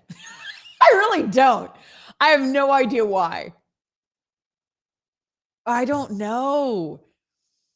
Oh, Mindy says, I'm no help. Titanic. I was trying to think, like, what was around back in 94? Titanic absolutely is a great choice, Mindy. That's brilliant. Rebecca says Schindler's List. That was during that time because I was in high school was it Schindler's List? Nathan says Titanic. Nathan, you say that you don't think he actually slapped Chris Rock. Is that what you meant by I don't think he made contact with him? All right, Doug's guessing Titanic. Nathan's guessing Titanic. Mindy guesses Titanic. I say Brokeback Mountain. Rebecca says Schindler's List. And Jane won last night. Is that right? Grasspole says I can take a joke. All right. Amaryllis, hello. Watching out in Illinois, first-time watcher. Listen, all of you who are out there on Backchannel, if you're listening or watching, you can go to backchannel.tv and write your answer. We're playing a game. Today, I'm asking, what film won the Oscar for Best Picture and Directing in 1994? Anna, do you have the answer? But you guys can go to backchannel.tv. If you've got an Echo Show, you can talk to your device. You can say, Echo, say Schindler's List. Look at that. Rebecca. Wow. Good job.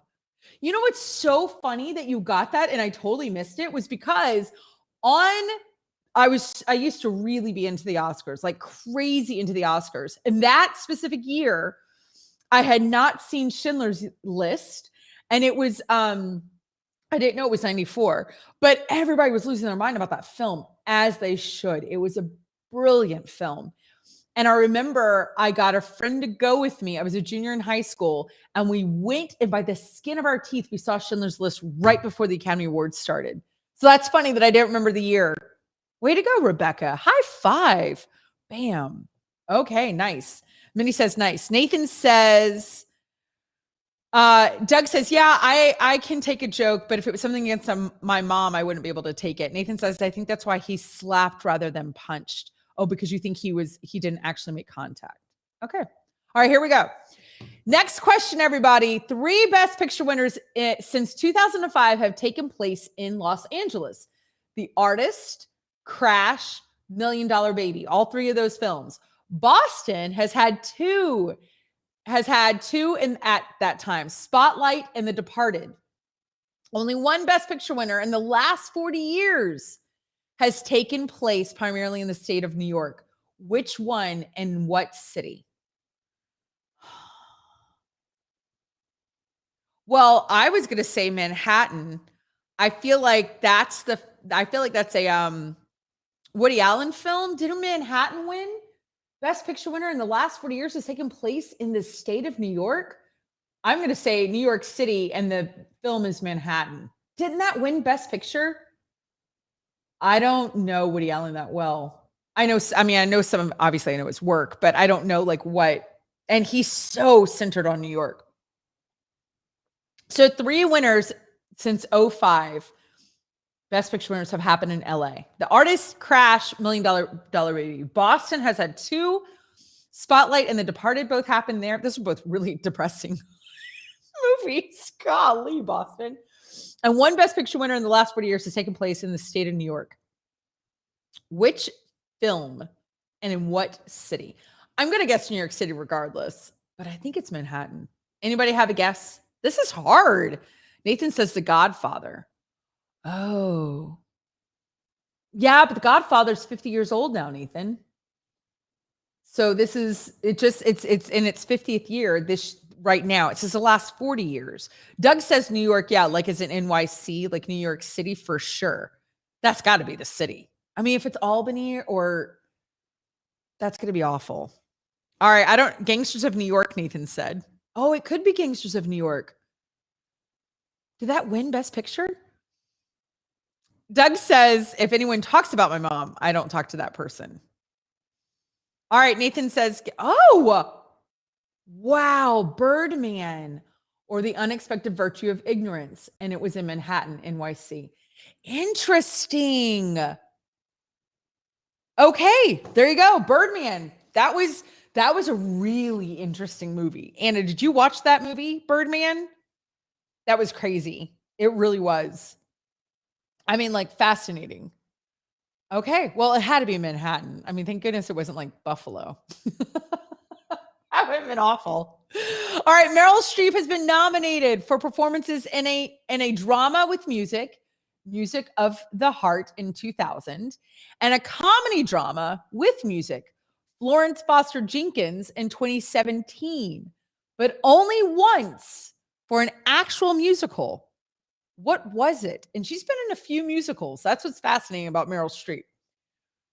That I think in my opinion, she's not my favorite actress, but I think she is the most talented actress we've ever had. I really do. I think she's the most talented.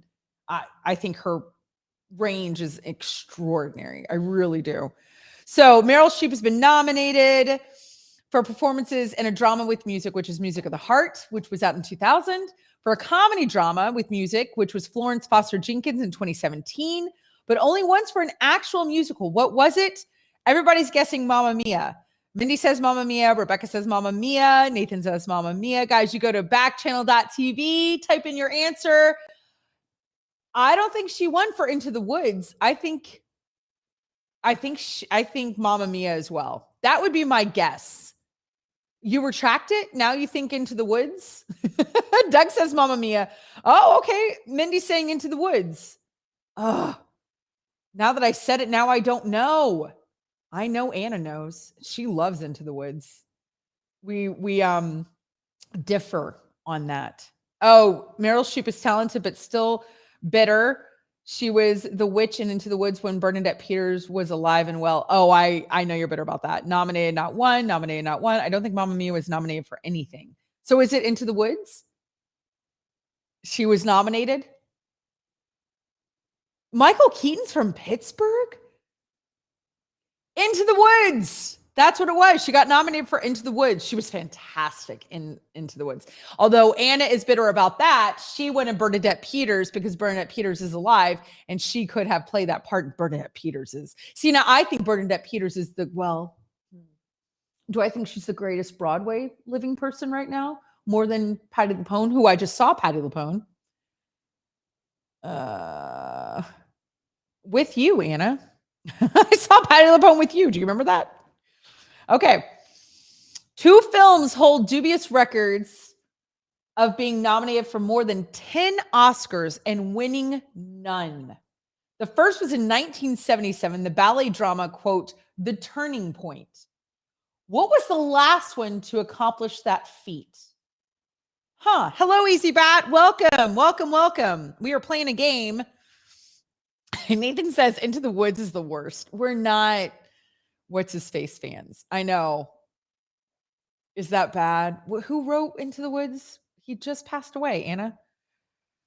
Yeah, you didn't see her. You saw Company. I was gone. Oh, what did we see? Oh, that's right. That's right. We saw Hadestown. I'm sorry. I did see Company without you. I'm sorry. Yeah, we saw Hadestown together. That's right. Sondheim. I'm not a Sondheim fan. I know. And I know. I hate to say that out loud. Him as a human, but I don't like his work. Oh, I think that's terrible. Okay. 2 films have the record of being nominated for more than 10 Oscars and winning 0 of them. Okay. One was in 1977, the ballet drama, The Turning Point. What was the last one to accomplish that feat? Rebecca's saying The Color Purple. I feel like The Color Purple did win. Didn't Whoopi Goldberg win with The Color Purple? Mindy says no idea on this. What has been nominated for 10 Oscars and then they won nothing? What was such a big upset? Rita, hi. Oh, guys, what do you guess? Out in Backchannel land, I'm trying to think of what had a lot of like Diligent Crocodile. I love it. Hi, welcome. What had a lot of hype and then it was very disappointing that they won nothing? I don't know, Anna. You got us stumped. LA Times has us stumped. What is the answer, friend? We have one guess. Rebecca, The Color Purple. Did you know that or did you look that up? Really? The Color Purple won nothing? Wow. That is beyond shocking. I got to be really honest right now. That film is one of my favorites. It is so good. I think Whoopi Goldberg is genius in that film. Who would have ever said that? But she is fantastic. Wow. Okay. 2-time winner Denzel Washington is nominated for his performance in The Tragedy of Macbeth. Only one performer has ever won for a Shakespearean role, Laurence Olivier in Hamlet in 1948. And only 2 so far have triumphed for reimagined adaptation of Shakespeare, both Rita Moreno and George Chakris. I don't know how to say his name. In West Side Story, 1961. Gwyneth Paltrow won for her performance in a story that spins off directly references the work of the bards in Shakespeare in Love. Her character performed a role in the original staging of what Shakespeare play. So really, that's a lot to say. In Shakespeare in Love with Gwyneth Paltrow, Ben Affleck, and one of the Fiennes brothers. Which Fine was it? Joe, I think. Her character performed a role in the original staging of what Shakespeare play? Who remembers Shakespeare in Love? I actually love Shakespeare in Love. I got to be honest. Love that movie. I do. I really do. Mindy says, yeah, robbed. Color Purple was robbed. I can't believe The Color Purple didn't win anything. Have you heard the music for the show, for the Broadway show of The Color Purple? There's one song. It's the last song of the play, of the musical. Holy smokes. Anna, have you listened? She's a big theater nerd like me. And I tell you what, it is incredible. Oh, I sent this to you, but Anna, I didn't read any of it. Anna's like, you sent me all this. I think they were doing in the film in Shakespeare in Love, I think they were performing. Were they doing The Tempest? Or no, I think they were doing God. I hate myself right now. Why can I not think? Merchant of Venice. Were they doing Merchant of Venice? That's my guess. What? Wait a second. In Shakespeare in Love, her character performed a role in the original staging of what Shakespeare play? Oh, it was Romeo and Juliet. Golly. I can't believe I just missed that. I can't believe literally Shakespeare in Love, they perform Romeo and Juliet. I'm ashamed of myself. Yeah, Mindy said Midsummer Night's Dream. I can't believe I missed this, Mindy. I love Shakespeare in Love. Oh, I'm an idiot. Yep, Romeo and Juliet. That's what they're doing in the show. That's crazy. Okay, next one, Anna. Man, I gotta give back my theater card. Okay, U2 has 2 Oscar nominations for original songs from movies. One from Mandela, Long Walk to Freedom, 2014, Ordinary Love. What's the other film? U2, the band, U2, has 2 Oscar nominations. One was in 2014. Okay, Mandela, Long Walk to Freedom. The song was Ordinary Love. What is the second one? Man. Go to timeout and review these films for sure. I am failing. Anna's like, you're the one that sent me this article, and I'm the one that's missing everything. I have no idea.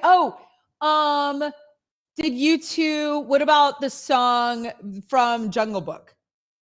You'll Be in My Heart. That was Phil Collins? I don't know. Anna, what is it? What's the other film? I have no idea. None. What could it be?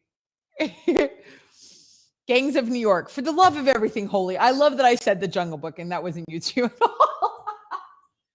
You guys. Gangs of New York? There's an original song in that film? I know. Rebecca's like, what? I didn't even know there was music in Gangs of New York. That's a hard movie to watch. All right, last question. I should not be allowed to submit anything to Anna anymore. This is terrible. I am failing horribly. Okay, 2 songs originated in movie performances by Madonna. And they've won the Oscar. One of the songs is You Must Love Me from Evita, 1997. What's the other one? Is this a Dick Tracy song? You remember Madonna and Dick Tracy? Does anybody remember that? I loved Dick Tracy. I loved Madonna as an actress. Is that weird? She was in a movie called Who's That Girl? I think I'm the only person on the planet that's watched it. Love that movie. I didn't really like Desperately Seeking Susan. I'm trying to think of what else Madonna has been in. Oh, well, League of Their Own. She was great in that. Yeah, it's Tarzan and it's Phil Collins. Anna says, I'm so mad at you right now. It was Tarzan and it was Phil Collins. Okay, Anna says, side note, Anything Goes was recorded in London a while ago and is being shown in theaters one more day this week, Wednesday the 30th. Oh, interesting. Okay, I don't know. I'm going to say something with, Grass Pedal saying the James Bond one. She wrote something for James Bond. That sounds good. Wendy, hi. First time watcher out in New York. Welcome, Wendy. You're at the you came in. Maybe you could save us. We are playing a game. None of us know the answer. What 2 songs originated in movie performances by Madonna have won an Oscar? One is You Must Love Me from Evita. What's the other one? I'm guessing something from Dick Tracy. The only other guess is from Grass Pedal. He's guessing something from a James Bond film. All right, Anna. What's the answer? Sooner or Later. That was from Dick Tracy, yes? Was that from Dick Tracy? Sooner or Later? She sings that song in that film. Yes, from Dick Tracy. Yay! Sooner or later, da, da, da, da, da. It's very like blue. It's very sultry, that song. Anybody remember Dick Tracy? Grassful, did you ever see that movie? Did you grow up watching it? Okay, so let's talk about Coda. Anna, can you pull up the article? This is really interesting. Like what won, like the winners always is interesting. Kristen, hi. Welcome. It's always fascinating to see who people think are going to win, who ends up winning, how people react to the winnings. Now, I know we've talked a lot about the Chris Rock, Will Smith situation, but Anna's going to pull up an article. Nathan said he loved Dick Tracy. I didn't know that. Yeah. Coda producers team up with Tony-winning Deaf West Theater to develop its musical adaptation. So Coda won last night. Is that correct, Anna? Are they won Best Picture? Am I saying that right? Is it? Do you say Coda? I think they won Best Picture. So here's what's interesting about Coda is, I don't know. Can you scroll it? Sorry, I can't. Yeah. Okay. We are looking forward to continuing our incredible journey in bringing this universal story to life from screen to stage. The producers of the Oscar-nominated film. But Anna, do you know if they won last night? Oh, yeah. Okay. Yes. Okay. You do say it like that. Thank you. Okay. Best Picture. They won Best Picture. The producers of, now we can say, hi, Shannon. First time watcher out of New York. Hello. The producers of the Oscar-winning film announced Wednesday that the musical adaptation is in the works in collaboration with Tony Award-winning Deaf West Theater, the company behind the Broadway revival of Spring Awakening that starred Coda's Marlee Matlin and Daniel Durant. Quote, in the movie, there's a scene where deaf members of the Rossi family, confronted with the inaccessible school performance, take in Ruby's song through the joy of others in the audience. So, I haven't seen the film yet. Has anyone seen Coda? Has anyone watched it? Deaf West Theater was founded in LA in 1991 as a platform to engage artists in theater that is inspired by deaf culture and the expressive power of sign language to create a seamless ballet of movement and voice, according to their website. Their past Broadway productions include the 2003 revival of Big River, which received a Tony Award for Excellence in Theater, and a 2015 revival of Spring Awakening, in which both hearing and deaf actors worked simultaneously to reimagine the coming-of-age rock musical. So Coda's movie title stands for Child of Deaf Adults, CODA, Child of Deaf Adults Coda, which refers to hearing children who grew up in a family where American Sign Language, ALS, is their primary form of communication. Kurz added the project is aligned with the organization's mission to bridge the deaf and hearing communities. Quote, we are truly excited and honored to embark on this live iteration of story that brings together both sides of the aisle and addresses the ways that we move throughout the world. He continued. Coda producers I have my thing to, there we go. Express their excitement to collaborate with Deaf West on the new musical. So that's really exciting, you guys. They're going to take what just won the Oscar and they're going to put it into musical form. Mindy hasn't seen it yet. What is Anna saying? Yeah, okay. So the article was from a week ago and they did win. But Troy Kotsur is the first deaf man to win an Oscar. That happened. That's super, super cool. He won for Best Supporting Actor.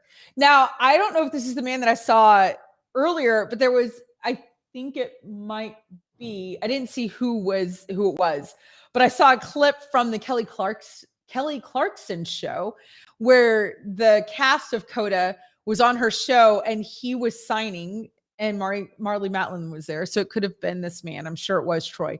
And he was talking about a story about how he's completely deaf. He doesn't have any at all like sound capabilities, like through ears, or like he can't at all. He can feel vibration. And he was giving this entire story about when he found music, how much he really connected with like bass and feeling music through vibration. And he is a great dancer. Like he was amazing. He was dancing on stage. And he's telling the story that his mom, oh, that's who won. Okay, then this was not the man talking, but he looks adorable. Look how sweet they are. God, Marlee Matlin, I feel like she has gotten more beautiful and younger. I mean, she's been an actress forever. You know what I mean? She looks fantastic. Anyway, so he's talking about how his mom would turn on the radio when he was in the car and blare it for him so he could really feel the bass. He got a new speaker system. He got this like really incredible speaker system and he's listening to it and he's like jamming in the car, and his mom goes into like Best Buy or something and he's like in the car just like going at it. Like he was just like alone in the club, arms up, eyes closed, and other cars start coming by in the parking lot, stopping, rolling down their window and start like totally like going at it with him. His mom comes back to the car. It's a great story. Comes back to the car and he says, so, Mom, what was I listening to? And she is dying laughing. Like she can't stop laughing. And he's like, what's so funny? What's so funny? And she said, you were listening to NPR talk radio. He had no idea. It's really cute. He's laughing. Kelly Clarkson's laughing. Marlee Matlin's laughing. It's a great clip. It's really cute. And he was like, what? Like he was jamming in the car. It wasn't. It was NPR Talk Radio. Aaron, hi. Welcome, first time watcher in Illinois. So glad you're here. Unused Crow, welcome. I love it. So funny. Yeah, so that's really exciting. You know, everything that's happening. Oh, okay. It was Daniel Durant. Okay, she is gorgeous. Yeah, Marla Mountain's gorgeous. But yes, cast of Coda. Did you see? So you found the clip or the story about him telling the story on Kelly Clarkson's show. It just was so cute. Could you imagine? I think it's so funny. He was just adorable. So I'm really excited about this because sign language is, I think I've shared this before on the show. I'm not sure if I have. Maybe I have, but it's really close to my heart. I actually started taking ASL, American Sign Language classes, when I was 13. And I was pretty fluent in ASL for a while. Like I took years of sign language. And when I got to college, I petitioned to my university that they would add it as a foreign language because I didn't want to take Spanish. Hi, Cecilia. Hi, first time listener out in Pennsylvania. I took Spanish and I started taking French when I was in second grade in Louisiana. So I had a few years of French. Moved to Texas. I took 4 years of Spanish. I took 3 years of Latin. I put myself in ASL classes, and that was the one I was the most fluent in, was American Sign Language. I loved it. Loved it, loved it, loved it. Yeah, you'll have to look at the clip, Anna, for sure. It's so funny. So when I petitioned my college and I was like, hey, can I take American Sign Language as my foreign language? You had to take a foreign language. They were like, absolutely not. And that's not a foreign language. And I was like, how is it not a foreign language? And they were like, it's not. And I was like, so can you speak sign right now? Like, can you sign language? And they were like, no. And I was like, oh, because it's foreign to you? They were like, no. But now, just to let you know, although it has zero to do with me, ASL is a recognized foreign language at Texas Tech University. But at the time when I was there, it was not. So I'm very excited to hear that they won. I love the deaf community. I got to be really close to a lot of people in deaf community whenever I was working in ASL, doing the classes and the things around it. It's very, the culture, deaf culture is different than hearing culture. And it was really very kind of them to let some of us in. So I will definitely be checking out Coda. Congratulations to Coda. Congratulations to the first deaf actor to win an Oscar.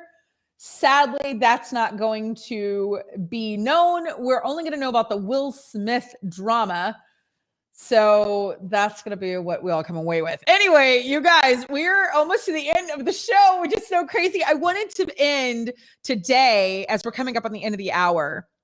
Anna, do we have anybody coming on, by the way? I meant to ask you if anybody was coming on today. I don't think so, but just in case. Solid Kangaroo. Hello, first time watcher. I love your name. Hi. There's a great article in Women's Health called 6 Unexpected Ways to Feel Happier Right Now. And I thought it'd be a great thing to start our Monday off. And as we go into, into April, into the 4th month of this year already, there's a new moon happening on the 31st already. Again, there are two new moons in March. I don't know if anybody follows the moon stuff. I kind of love when there's new moons and full moons and all that kind of stuff. I think it's just kind of fun. And I think it's just always interesting, like, you hear about the ERs start filling up and people having babies and like whatever. So I just think it's kind of, I don't know, kind of interesting. So this is something happy. This is from Women's Health, 6 Unexpected Ways to Feel Happier right now. Right now. So on your Monday, your end of March, going into April, let's, it's up to you to make happiness happen. That's what this article says. There's 6 proven ways. So these aren't just kind of like, oh, this is kind of cute. You can infuse these into your life to have more joy. Number 1, look for the good. Make a habit out of consciously scanning for contentment by listing 3 good things that happen to you at the end of each day. Now, a lot of people say this, and I think people dismiss it at this point. It's kind of like hurricane warnings or severe weather warnings. People get so, over it. They're just like, whatever. I don't really believe it anymore. There is actual science to, if you can consciously come up with 3 good things, at least at the end of each day, It's a big deal. So, quote, this goes against our natural wiring, so we have to schedule it and practice it. Chat? I don't know how to say their name, but I kind of love it. Review your list first thing the next morning. So before beginning your daily routine.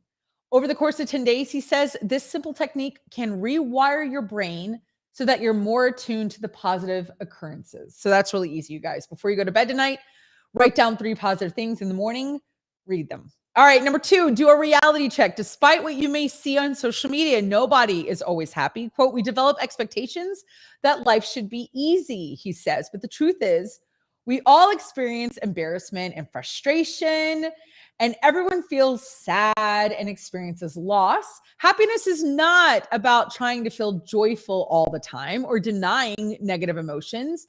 It's about facing negative events with an open mind and being able to pivot when things don't go your way. Reframe adversity, both big and small, as an opportunity to strengthen your positivity. I gotta say, I'm a big fan of that one. That is super true. Number 3, ban, quote, future talk. This is interesting.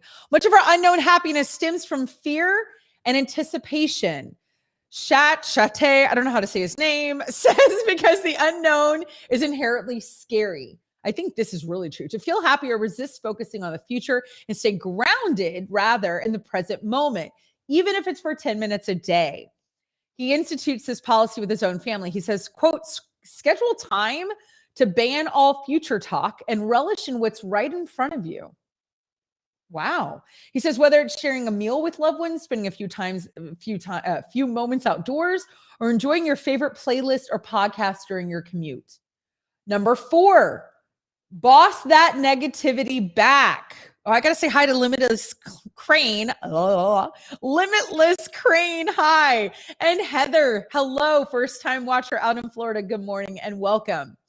Okay, so boss that negativity back looks like this. If you're bracing for a difficult phone call or a tense meeting, make plans to counteract it with a positive experience. Don't leave it to chance. Strategize it. For instance, when this guy has a tough conversation, he cycles through a list of people he can call for an uplifting antidote conversation afterward. Number 5, beware of unloading. Venting and complaining serve a purpose, but when you've had a horrible day, resist the urge to unload on your partner or your family the second you arrive home. Quote, it defines the tone for your evening and gives everyone else permission to complain, which creates a cycle of negativity. Instead, set the stage for a more pleasant evening by discussing at least one good thing that happened before getting into the tough stuff. And last, use the, what is that? Is that WLL, Anna? Is that what that says? Can you tell me what that says? New Moon, like the vampire movie. What is that? Is that WIIFM or WLL? Oh, if I would read it. And it's like, if you would read it, that would be fantastic. Okay, all right. Use this philosophy. We'll find out what it is. Well, there are plenty of ways to boost your mood in the moment. Creating lasting happiness is a lifelong process. Chate urges clients to focus on cost-benefit analysis of why happiness matters. He believes that the whatever philosophy. Oh, it is WIIFM. All right, now I know. The WIIFM. With what's in it for me? What is in it for me? Okay, whatever.